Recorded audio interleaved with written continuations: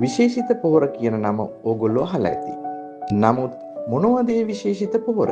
මොකක්ද මේ විශේෂත්වය කියන එක දන්නේ නැතුව ඇති. මෙහිදී අපි ඕගොල්ලන්ට පෙන්වන්න යන්නේ ලංකාවේ ජනප්‍රියතම විශේෂිත පොහොර. දැන් ඕගොල්ලන්ට පේනවා මෙතන පොහොර වර්ග කීපයක් තියෙනවා.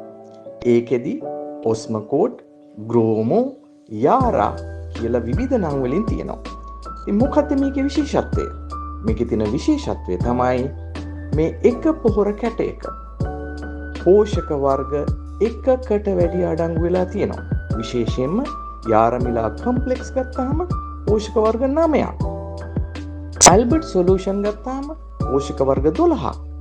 ඔස්මකෝට් ගත්තාම මාස 3-4ක් යනකම් ක්‍රමයෙන් පෝෂක නිදහස් කරනවා. ඔන්න විශේෂත්වය. වැඩිපුර දැනගන්න කැමතිද? අමතන්න යුනිපවර්.